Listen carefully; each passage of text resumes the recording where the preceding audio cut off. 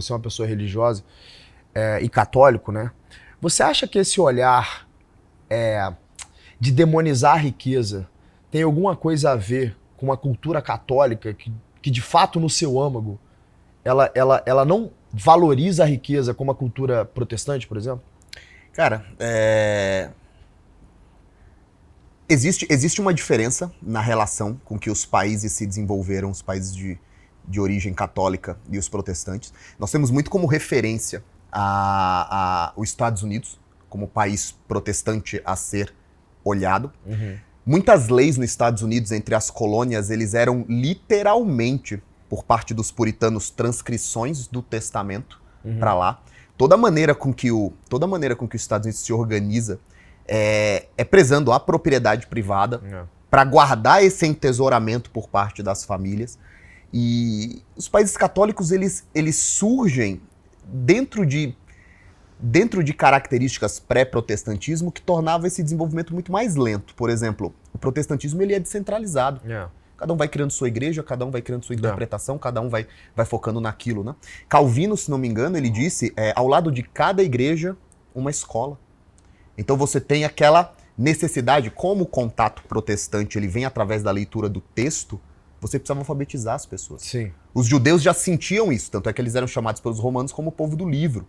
Então você tem um índice de alfabetização alto, que produz o aumento da riqueza. Perfeito. Produz a capacidade de abstração, de entendimento, de uma mão de obra mais qualificada. Sim. 1600 e pouquinho, ali século XVII, a Alemanha já tinha ensino público focando a universalização da alfabetização. Por quê? Protestante é necessário ser alfabetizado. Enquanto o catecismo católico, no catecismo, ele não. O padre está servindo como esse intermédio, as imagens estão servindo como magistério, a igreja como um todo, os cantos, os cerimoniários, as cerimônias todas, a liturgia toda, ela serve como catequese para o analfabeto, né? E eu não tenho capacidade de dizer, os países protestantes enriquecem mais do que os países católicos. Eu tô mais pensando na relação com o dinheiro. O que existe é sim, de fato, por parte do católico, um aviso para as pessoas que vivem no mundo materialista de que a riqueza não é o fim em si mesmo. Então, quando existem todos aqueles argumentos e aquele malabarismo para dizer Jesus não estava dizendo que o rico é mais fácil um camelo passar pelo fio da agulha, pelo buraco da agulha do que um rico entrar. Não, Cristo estava sim, de fato, dizendo, ei, meu amigo, a riqueza vai te trazer desafios. A riqueza vai te trazer responsabilidades. E é verdade. E dificulta a sua entrada no céu. Com certeza dificulta a sua entrada no céu. Por quê? Porque desafios e responsabilidades devem ser cumpridos, né? Há muito será exigido para quem muito foi dado, né? Existe sim no Evangelho toda uma série de mensagens que dizem, ei, ricos, sejam responsáveis, porque vocês receberam isso e devem ser responsáveis. Existem, para os católicos, existem pecados que bradam aos céus. Pecados que bradam ao céu são pecados são atos tão reprováveis que Deus colocou uma classe especial de punição para essas pessoas, né? Punições que serão acontecidas ainda em vida. São pouquíssimos pecados que bradam aos céus. Um desses pecados é a apropriação do salário devido, a retenção do salário devido a um empregado. Então, se eu deixei de pagar até o último centavo de um empregado que eu devo a ele, estou cometendo um tipo especial de pecado sobre esse cara. Então, assim, existe sim essa ideia. E é claro que essa ideia acaba sendo apropriada numa estrutura em que, hoje, todo mundo basicamente estimulado pela forma americana de viver, muito mais consumista, muito mais ligado ao dinheiro. O cara olha e fala, putz, cara, é por isso que a gente é pobre. Os católicos estão sempre falando desse negócio, né, de que a riqueza é um perigo, a riqueza é isso, a riqueza é aquilo. Mas, de fato, é.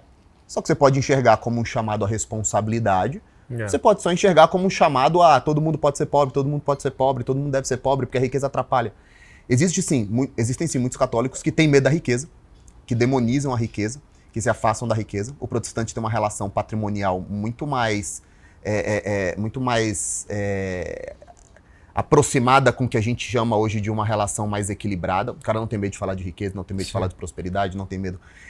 É a cultura do americano, né? Senta com o cara e pergunta how much you worth. Exatamente. Só que a gente também tem uma dificuldade de classificar protestantismo, na minha opinião. Quando a gente fala protestantismo, a gente está falando do calvinista, do luterano ou do cara da Universal do Reino de Deus?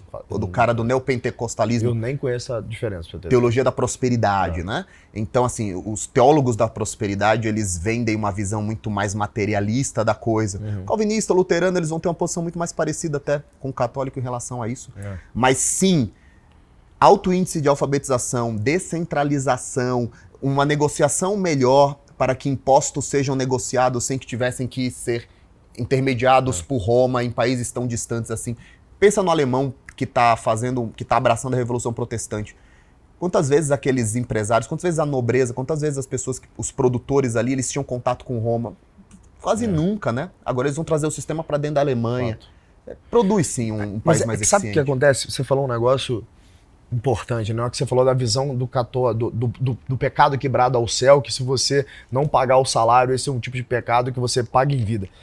Essa é uma visão que eu tenho de religião, assim, apesar de não ser um homem religioso, eu respeito muito a religião e eu gosto da religião, porque, primeiro, o dever histórico da religião, né? Se não houvesse o catolicismo, a sociedade ocidental não seria o que a gente é. A gente só é maior do que a sociedade oriental por causa do catolicismo. E eu explico. O pessoal que nesse momento tá me xingando. O que acontece é o seguinte, cara. O catolicismo ele tem um conjunto de princípios e valores que virou pro cara e falou assim, meu irmão, você não pode pegar a mulher do próximo, você não pode matar o próximo, você não pode roubar do próximo. Você, empresário, não pode deixar de pagar o salário do próximo. Então eu crio um conjunto de regras e falo, se você falhar, você vai ser punido, meu irmão. Não falhe. E aí a sociedade fala assim, beleza, eu entendi, agora eu vou jogar com essas regras.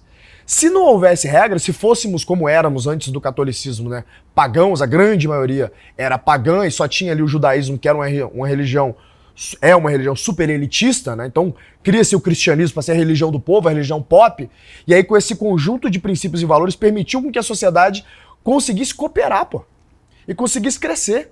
Então eu convivo com algumas pessoas religiosas. Cara, é muito... Não tô dizendo que não tem. Tem, eu tenho certeza que tem. Mas é muito difícil a gente ver uma pessoa que, como você, é dedicada a Deus, é dedicada à religião, que não seja virtuosa e que não busque uma vida virtuosa. Porque o único prêmio que existe é o céu. Todo o resto aqui vai ser varrido, né? Só um pequeno ajuste. Quando você fala, por exemplo, os judeus que eram uma religião elitista, né? Na verdade, o judeu ele é uma etnia pequena. Então, os judeus estavam entre os judeus. Então, mesmo que eles estivessem no centro do Império Romano, no centro não, na margem do Império Romano, né? Ali aquela região da Judéia era Roma, né? Mas o judeu fazia negócio com o judeu judeu se casa com o judeu vive a vida com o judeu resguarda o sábado porque ele é judeu. O judeu, você nunca vai ver um judeu te convertendo. Você nunca vai ver um judeu te Thales, tu precisa virar judeu. O proselitismo não é típico do judeu. Então eles vivem uma vida encerrada na própria comunidade, né? Verdade. Quando o cristianismo começa a se espalhar, o cristianismo tem como principal missão o quê? Cara, converta as pessoas. Evangelize as pessoas, né? Então sim, nós temos... Você já parou para pensar porque toda revolução comunista, ela tem que necessariamente brigar contra o pensamento católico? Claro, tem que destruir os princípios e valores, tem que destruir a família. E principalmente um ponto importantíssimo, família, porque a família, ela é o arranjo natural que pede por propriedade. Perfeito. Quando Deus faz os seus mandamentos, um deles é que se respeite a propriedade. Ei, você não vai cobiçar o bem do próximo, a mulher do próximo. Existe a noção de propriedade. Não existe vida cristã sem o pensamento de que é importante manter a propriedade. Com certeza. Então, isso vai ser combatido, cara. Sempre vai ser combatido.